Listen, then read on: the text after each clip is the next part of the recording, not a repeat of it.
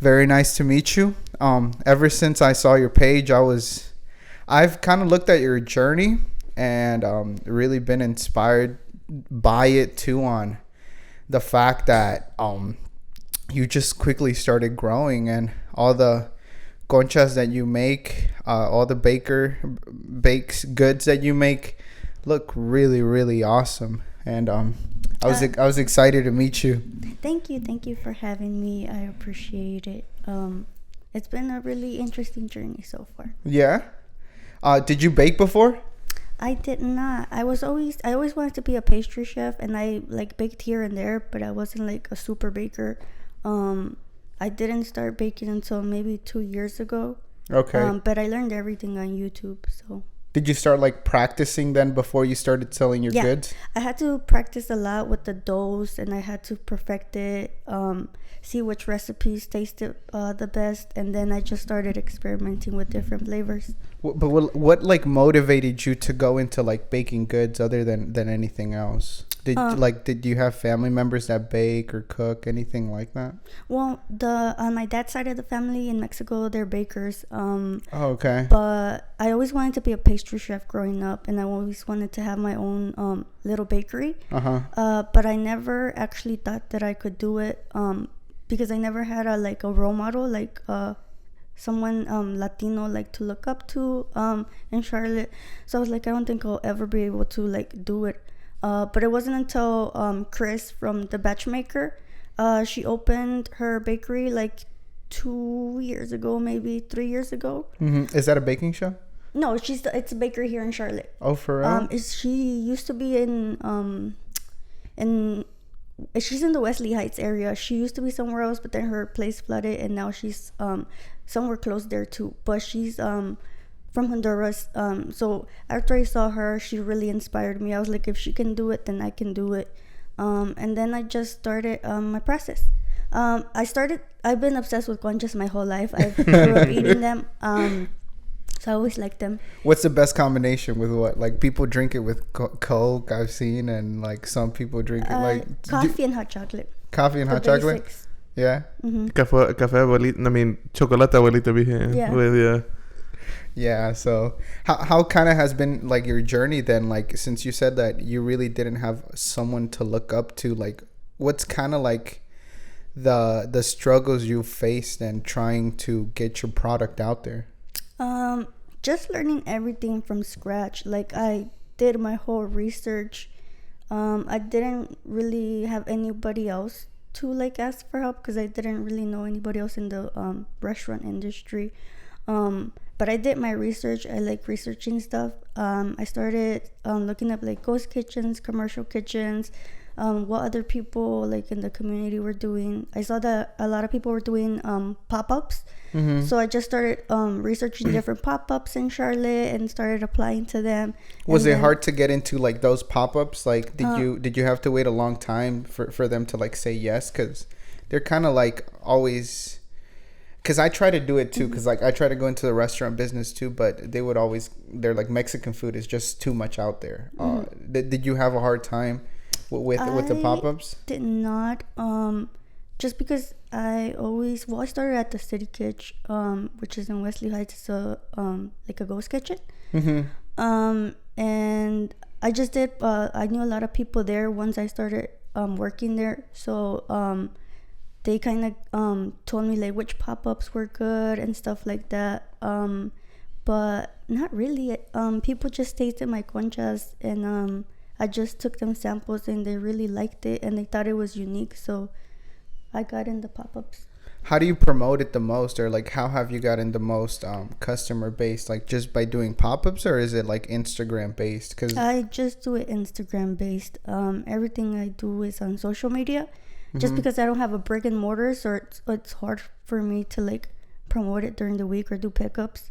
Everything's on Instagram, and then I just do my pop-up. So like if there's a big market and there's a lot of people stop by to see what my booth is about, and yeah.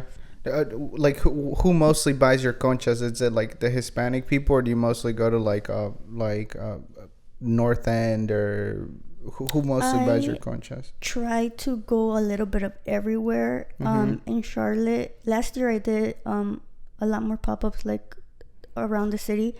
This year I'm doing it at the Uptown Farmers Market. I do it at I just started the El Mercadito on Galleria Boulevard. Is that new? Is that new? Because I don't It's think... it started back in October. Okay. And there's a lot of people from the market that used to be on Central Avenue where they got kicked out from. Okay, The okay. flea market? Mm-hmm. Oh, I used to be there too. So yeah, Did you sell at that flea market? I did not because I didn't have I hadn't started my business when they were there. Oh, okay, okay, I got you. Was it hard setting up your business? Like do you have like an LLC, like a company? Like who did you seek for guidance on that? Like same thing on YouTube and stuff like that? Or? Yeah, I just did my research. I did ask some other Chris, the batch maker. I was like, how did you like start? But mainly I just did everything on Google. I was like, what's the best way and stuff like that. No, yeah, that's pretty resourceful. Have you tried any other businesses before? I had not. Never. It's my first time. Yeah. Where did you go to high school? My first 2 years I went to Hopewell High School. My last 2 years I went to West Charlotte. Oh, okay, West Charlotte, okay. Mm-hmm. Yeah. Well,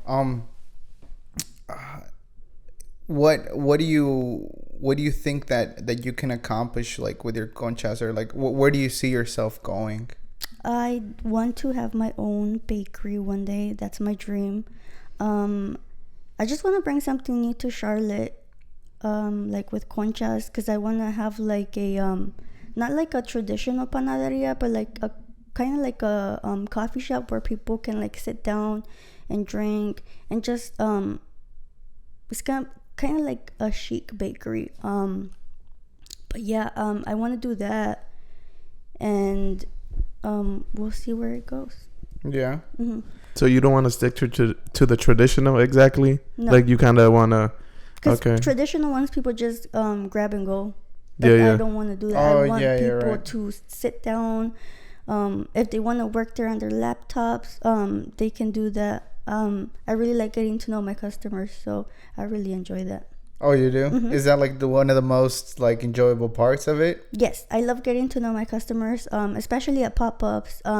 I get to know a lot of people, their stories, and I've met a lot of friends from customers, so it's really fun. Have they helped you get to where you are today, or did they keep on coming back? Mm-hmm. So I have regular customers, just because they really enjoy my conchas. I've had people try conchas for the first time because they told me, I didn't used to like conchas because a lot of the conchas at the panaderias are kind of dry, so I never liked them. But my conchas, they're like moist and fluffy on the inside. Is that because you try to bake them fresh daily, or is that just your recipe that you've perfected? It's my recipe that I just perfected. Okay. How long do you think they stay fluffy for? Because that's right. Whenever I go pick up like bread at the panaderia, it's really, really stale. It stays fresh up to 5 days as long as they're in a sealed tight container. Oh, okay. And what recipe you were telling me a little bit about the recipes that you were trying, like which one's the new one that you're trying? The vegan ones? Yeah, the vegan ones. A lot of people are hesitant to debuted them this weekend, but a lot of people are hesitant just because the word vegan. Yeah. Which I'm like that too. I'm not into vegan food because I'm like, I want the actual taste. But there's no really taste difference between like my normal recipe and then the vegan one. It tastes exactly the same. It's actually a little bit more fluffier though. Is that why you started making vegan, or is it because your customers wanted vegan? I get a lot of people who tell me that they want vegan stuff. So I'm like, let me start doing vegan stuff. Okay. And gluten-free stuff. But gluten-free is a little bit more harder for me. So I'm trying to do more vegan stuff. Okay. Why is gluten-free harder? Because of the mix that you're going to put inside the dough, or? Yeah. So the flour, it's a lot different. And then as far as materials, gluten-free stuff is like you have to use the right flour and stuff like that. So Oh, okay. What's your process like on cooking up a batch of a dough like before baking? Like how long does it take you to It takes 6 hours. and like do you think COVID also changed you? Like I feel like cuz everybody has like a COVID story. Like you said you started your baking thing like 2 years ago, right? A Like year ago. a year ago. Mm-hmm. Like did COVID affect you at all in anything? Not really, because it was like after the vaccines came out and stuff. So Oh, okay. What were you doing before baking? So I graduated. I went to Johnson C. Smith University for college. Because after I graduated, I was like, because I have DACA. So, well, I didn't get DACA until my first year of college. So before Recently. that, I didn't know what to do. But luckily, I had a college counselor that was like really diverse. Mm-hmm. So she helped me like with the process. And then Johnson C. Smith was giving a lot of Hispanic people scholarships. That's like one of the most it's the schools that gives out the most scholarships, right? Yeah. For Hispanics. And so I got in my first year. I started doing biology because I wanted to go into the medical field. But then I started volunteering at hospitals and I didn't like it. What did you like about it? The customer, well, kind of like customer service. I never like customer service. Yeah. Just because people like to complain a lot. Yeah, especially if you give them the chance to. Really to. patient in the hospital because they're sick. But they can be really mean, and I'm really sensitive, so like I can't handle that stuff. So yeah. And so my first year in college, that's when I got DACA. And then I graduated in 2016 with my biology degree, and then I was a lab technician for 5 years. Oh wow. That fact on DACA, like, why'd you like? Is there a reason why you waited so long, or like, because people, I feel like think that that's like fast, or like, why'd you only get it up until like before a year, or after a year? Well, that's when Obama passed the law where children who are undocumented, like certain age, that's when he was able to give them some type of papers. In like a social security, but there was a lot of regulations as far as like how to get it and stuff like that. Luckily I was able to get it because I qualified for all the qualifications. So is there like could you still was it hard still pursuing a career in the medical field because of DACA? Yeah, because you had to, I think, to like be a nurse you had to like be a resident. But I think the laws have changed and stuff because I have friends who are nurses and have DACA. But when they first started, yeah, it was hard. And like if you wanted to be a doctor, it was also really hard. But now I know quite a few people who are actually DACA who are in medical school right now. So it's come a long way. Okay, yeah, I bet. No, because like I'm DACA too, so therefore I know that a lot DACA people face. Well, I know from my experience, I've faced like a lot of adversity from like I can't get my real estate license because you have to have your residence. Yeah. Even trying to be a contractor for construction, like I can't get it because I have DACA. And like, do you rely on like are your siblings from here? I have one brother and he was born here. Yes. Yeah. Do you rely on him to like, or does your family like have that dynamic where it's like they rely on the guy that has papers, or no? Not really. No. Since I'm the oldest, I've always been like the adult in the family. Yeah. So I've always had to figure everything out on my own for my parents. Hey, same. Yeah. So it's definitely a struggle. When you're undocumented, because you have to be the adult since you're like 5 years old. You have to translate every single paper. It's really hard. You don't really know the struggle unless you're in the struggle. Yeah. What's your story then, like coming here? I was my parents first got here in Charlotte, and then I stayed in Mexico for a year, and then I came over. I'm from San Luis Potosí. Okay. And then I came here a year after, and and then I just learned English here. By How old watching were you? TV. I was 5. I Oh, had 5. just turned 5. Okay. And then I went to school right away. So I didn't know any English when I first started kindergarten, and I would cry a lot. Yeah. But I learned English in kindergarten. Did they put you in any ESL classes or anything like that? Yeah, I think I took ESL until I was in 2nd grade. Okay. Yeah. Yeah, but I feel like people don't know that struggle, and you're right on the fact about growing up in a Hispanic family. Well, because you're the oldest, anyways. Like me as the oldest too. Like, I feel like I've always had to lead the way, or like they're always reliant upon you, like your parents, your siblings too. Well, I have a good support system. My brother here too also helps me in a lot of things.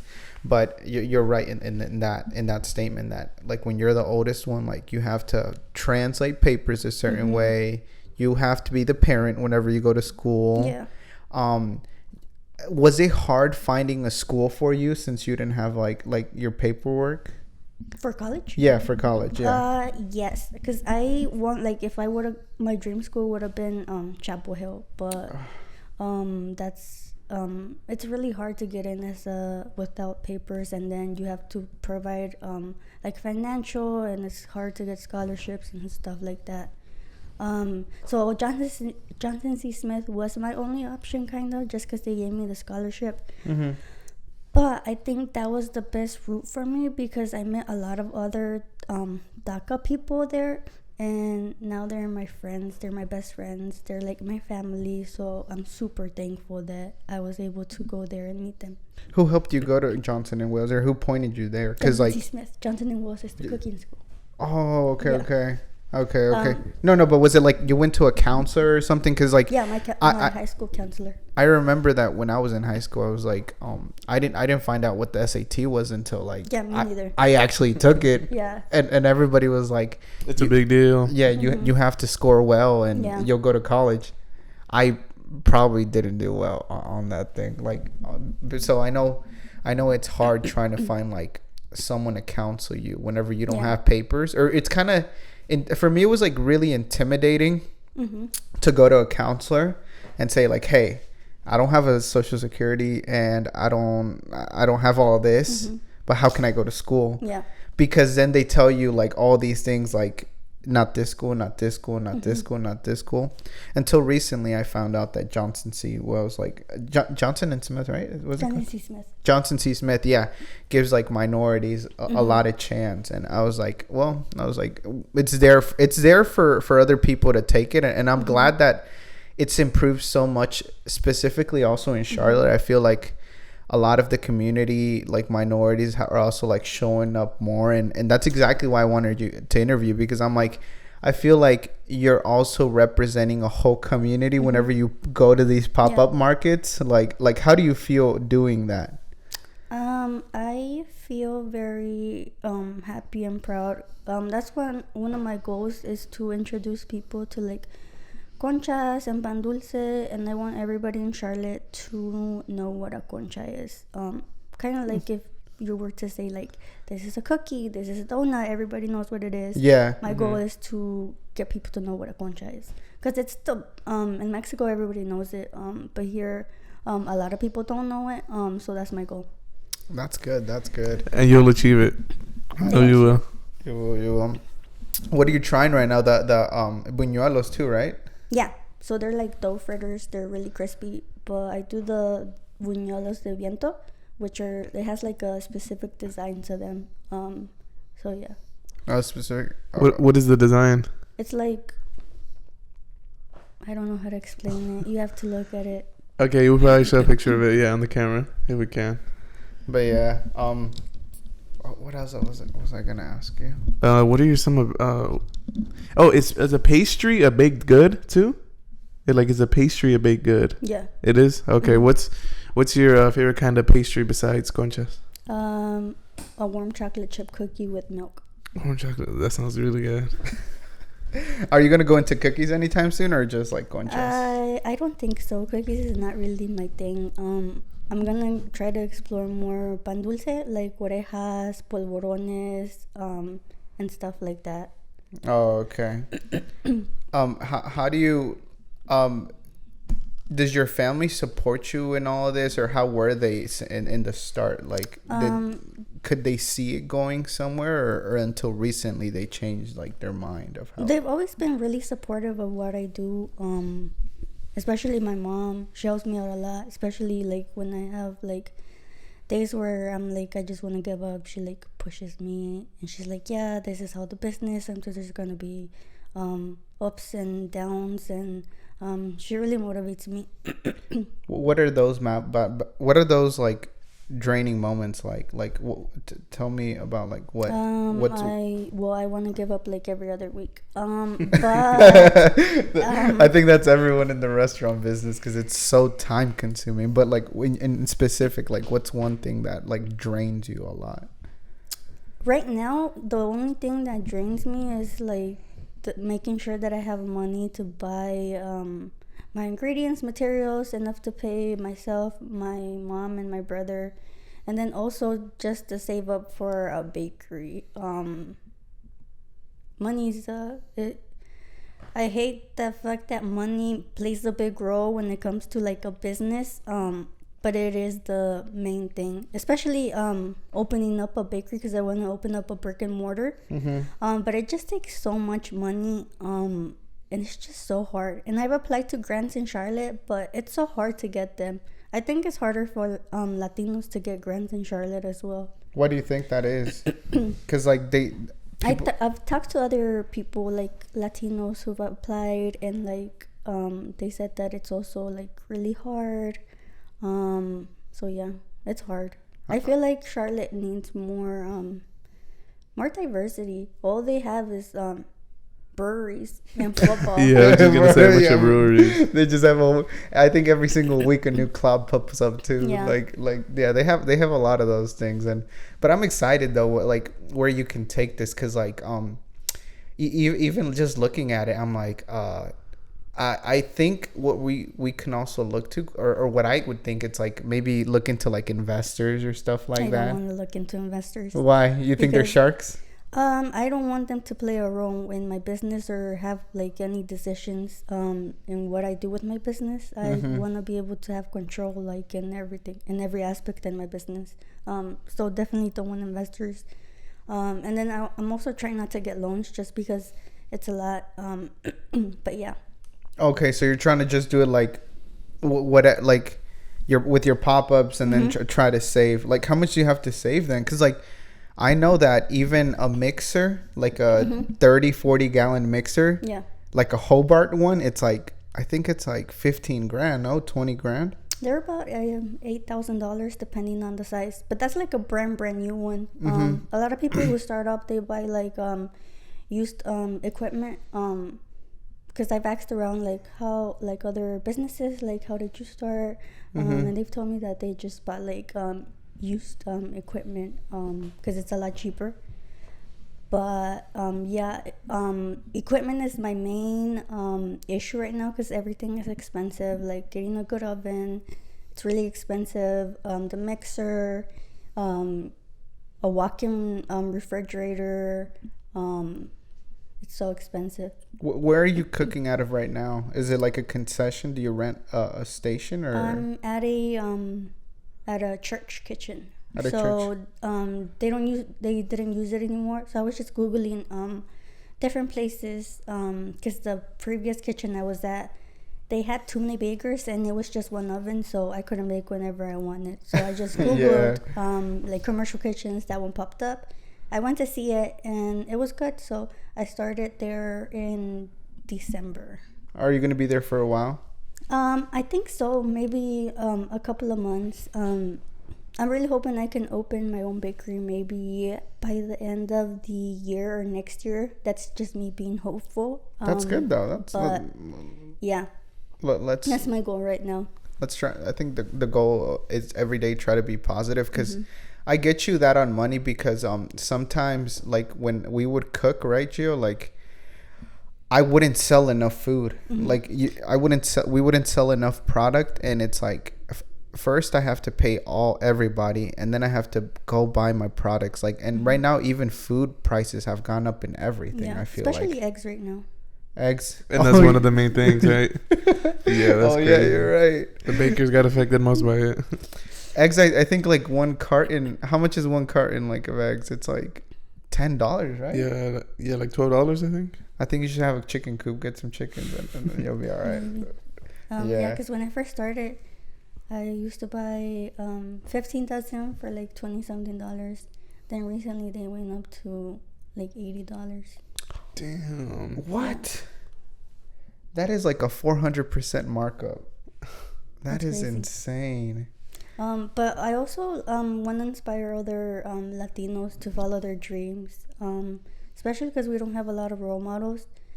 And then also a lot of Latinas, because you see a lot of bakeries and restaurants popping up, like Mexican restaurants or Hispanic, in Charlotte, and that's really good. But it's always all like male dominated or male owned. And I feel like there needs to be more Latinas in the restaurant / like food industry. So I'm trying to make that change too. That are actually owners though, right? Yeah, like that's what you mean. Yeah, because I feel like also like a lot of Mexican restaurants pop up, but sometimes there's like investors behind it, and it's not really the person running, not a Hispanic person like that owns it. Yeah. No, and that's good. I feel like, and I feel like if you keep on doing what you're doing, that you are gonna reach your goal. And I just hope that you do accomplish everything, because I feel like we do need more women to inspire more women. And so you plan on your team like hiring women on it too, like keep on empowering women that way, or like what kind of like is your plan for that? Maybe. I still haven't thought that far. But my brother helps me a lot, so it wouldn't be like just, I kind of want to do like a family business. Okay. And then I'll see like who I hire after that. But I also want to inspire other people to like follow their dreams, because like I always thought like once I graduated, I had my biology degree, I had to like stick to it. I was like, I can't do anything else. Like as I get older, it's too late for me to change career wise. But then I started like, I don't know, I guess maturing. And so I'm like, it's never too late to change like careers, or like what you want, or like follow your dreams. And I've had a lot of people tell me that I'm inspiring them, and that makes me really happy, because that's one of my main goals. I want to like show people that like if you really love it, you can do it, because if you have the dedication for it, you'll be able to make it happen. So you were kind of like in a comfort zone for like a really long time. Like was there something that like made you switch? I was just miserable at my job. I hated it. I was like, I want to get out of here ASAP. What'd you hate about it? What'd you dislike about it? So I worked in the plasma industry. So we made sure that the plasma didn't have any diseases, because it would get shipped out to the hospitals.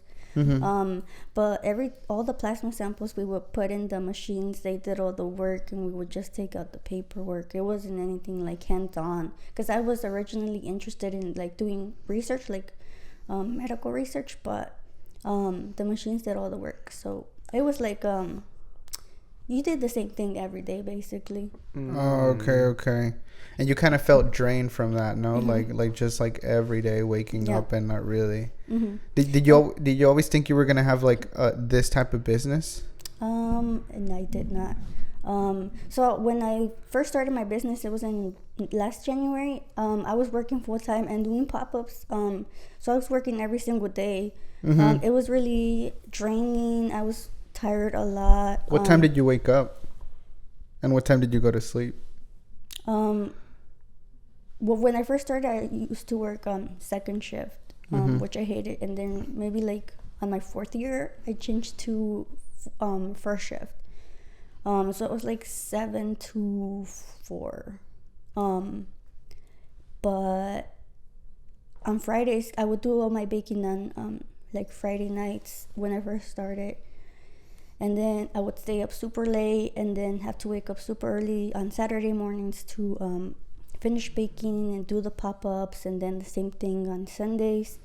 So I got really drained, and my boyfriend was like, yeah, when are you gonna quit your job? Because he saw that I was really tired.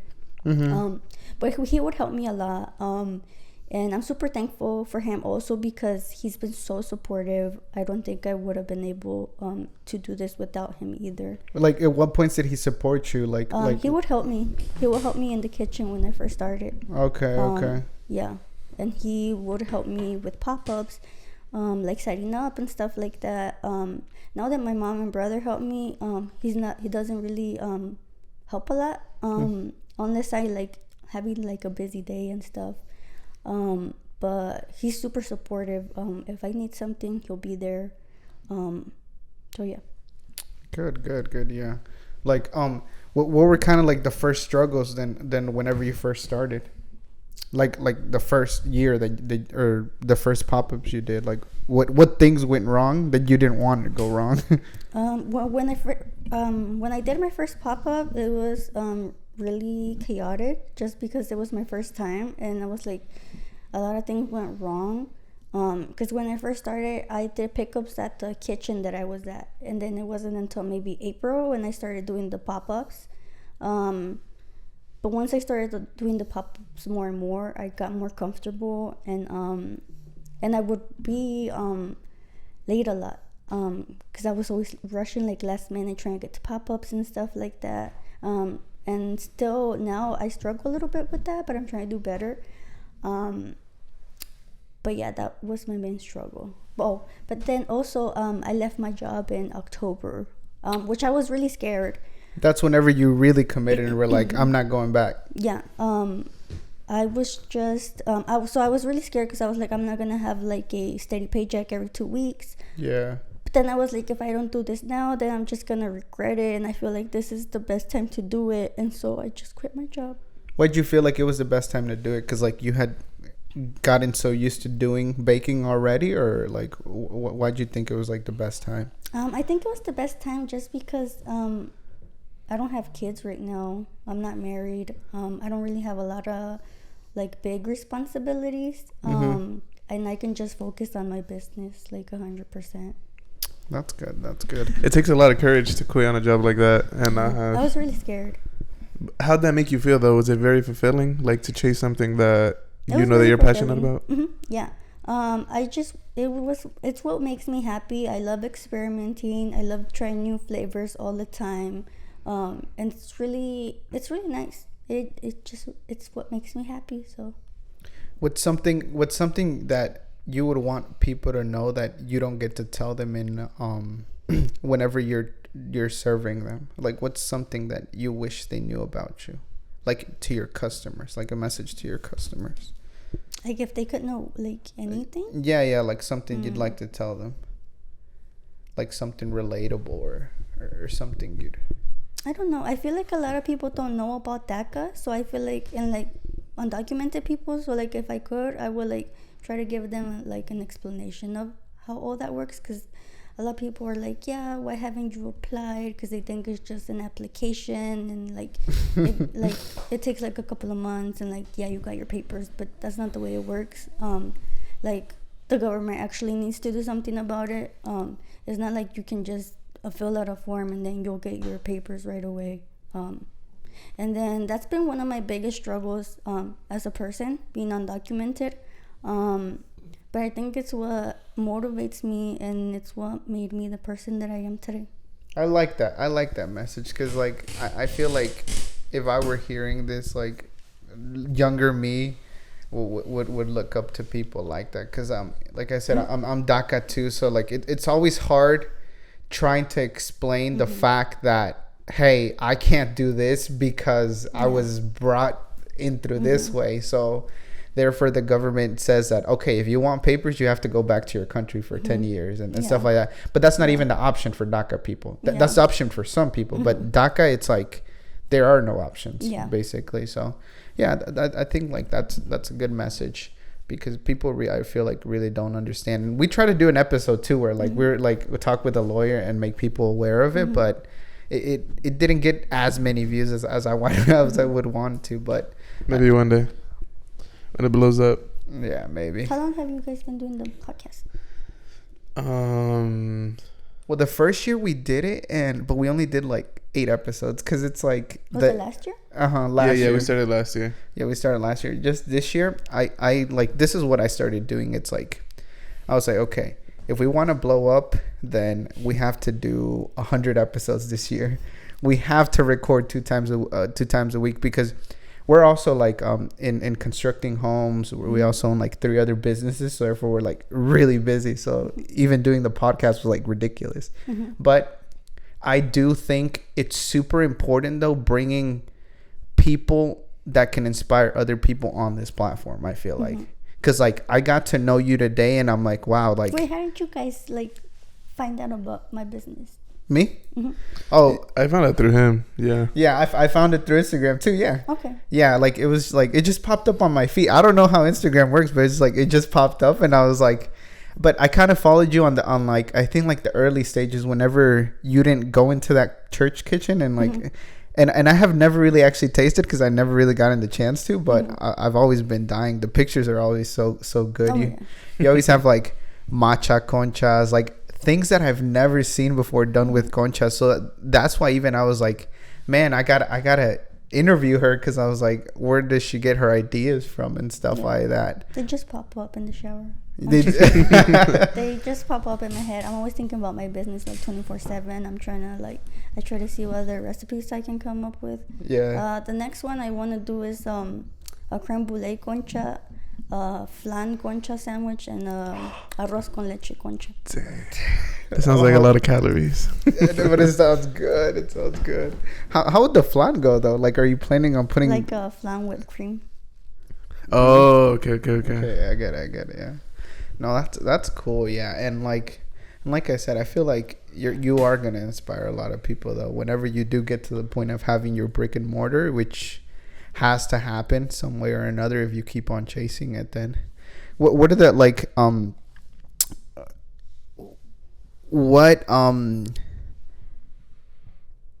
whenever you do have your brick and mortar, like, do you plan on like having drinks, serving coffee, like? Yes.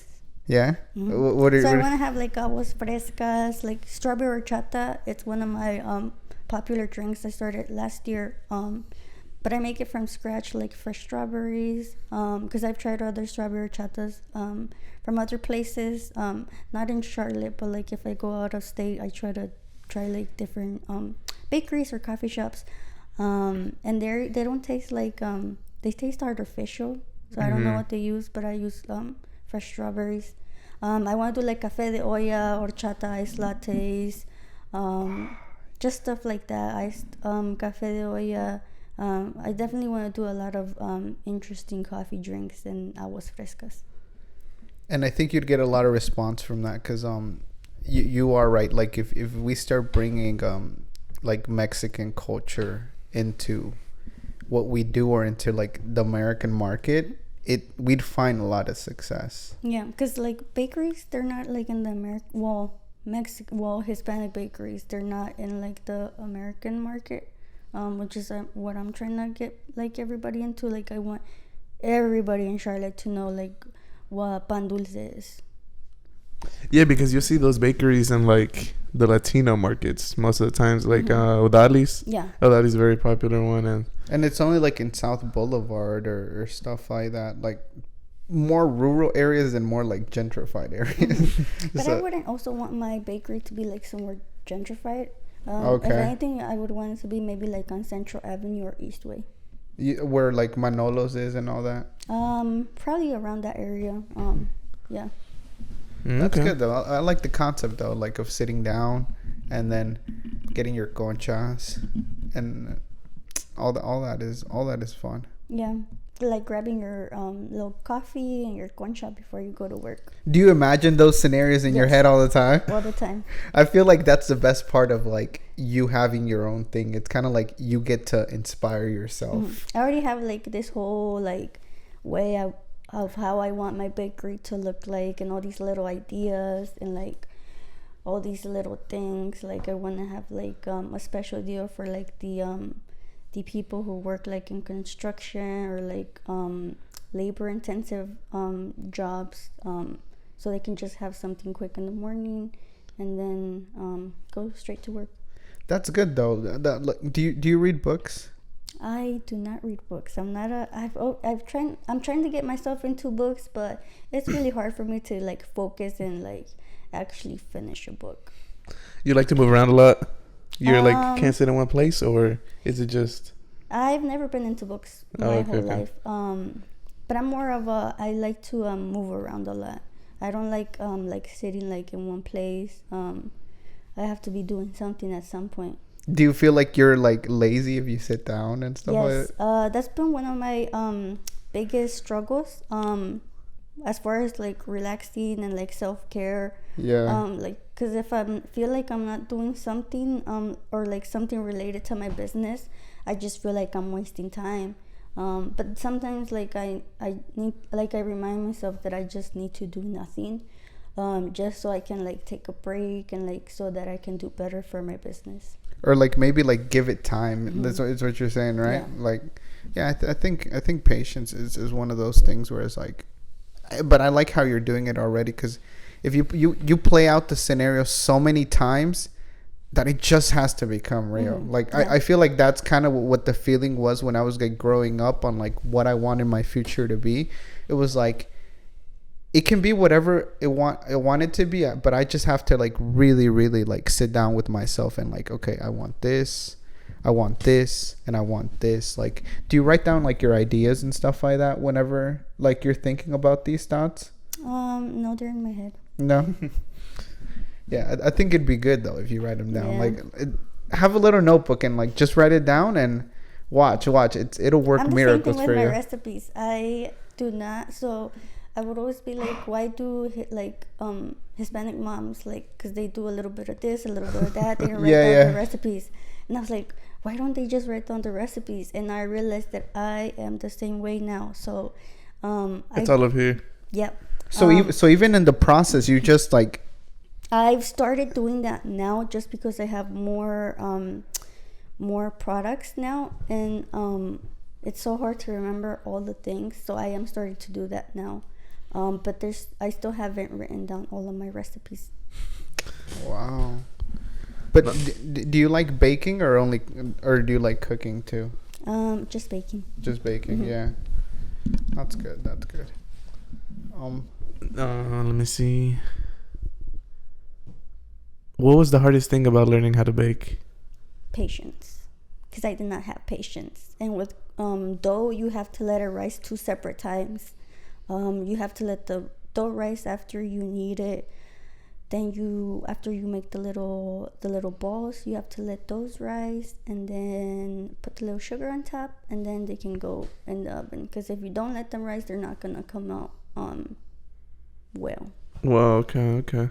Do you feel like if you're successful in this, you're gonna change your whole family, or like you're gonna do something like, what are you gonna teach your whenever you do this, what are you gonna teach your family? I don't know. Because like you said, you had worked in a normal job so long, but something just, like you said, you matured kind of, mm-hmm. And like you kind of gave yourself a chance to be like, okay, I can do this. Like, that mindset right there, I feel like is something like a lot of people don't have. So like, is that what you're gonna like teach your like next family too, like that, to chase their dreams and not just? Yes, definitely. Definitely want to push them to follow their dreams, do whatever they want. But my goal has always been to get my mom into this, just because I want her to get her out of the like labor. She's always worked labor intensive jobs. She's always worked so hard, and she's tired all the time. And then I feel like she's done so much for me, and both of my parents have. So I just want to give them back whatever they gave back to me. That's my goal. I just want to spoil my parents. Yeah, the same way that they spoiled us. Yeah. What do you think? I think that, we're gonna finish it off with the review. With the little taste test. With the little taste test, a live review. Can you pass it? Yeah. And this is the first time I'm trying it. 'Cause last time I tried to order, but you were just so busy, and I was like, and you're like, no, I just can't take no more orders. Does that happen a lot to where like you just get booked? Sometimes, but now I'm trying to do more pre-orders. Because a lot of people, they're like, we go to your pop-up and you always sell out. So I'm doing pre-orders now. So people can pick up. So what is that one? So that one's the vegan one. The vegan one. Chocolate. And you said a lot of people are like hesitant to try because just that they hear the word vegan? Yeah. So what, it doesn't have eggs, right? No. No eggs, no butter, no milk. What do you use for replacement then? Just flour, water, shortening. And it's yeast. Fluffier? Mm-hmm. That's pretty. What about this one, this green one? Look, we have to do it right. That one's a regular matcha concha. I got a cup of coffee here, and I think I got to do it right. This is the only way. Let's see.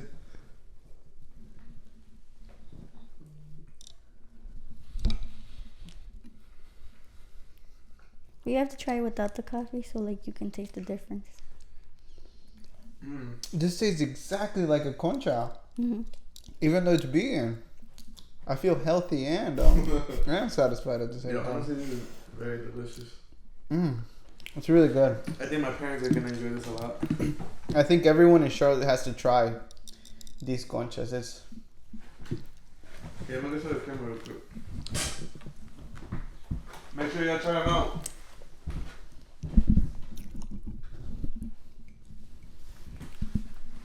And check out Norma on all her platforms. Are you only on Instagram? Instagram and Facebook, and then my website. Oh, you have a website too? Yeah, that's where people can pre-order. Okay, so check out the website. That's where you can pre-order. Mario made a mess. Oh my gosh, I gotta clean it up afterwards. Thank you guys for watching the podcast. Is there anything that you want to say before we leave? Just order a lot of conchas so I can open up my bakery soon. Something like that. Thank you for watching. Thank you for watching.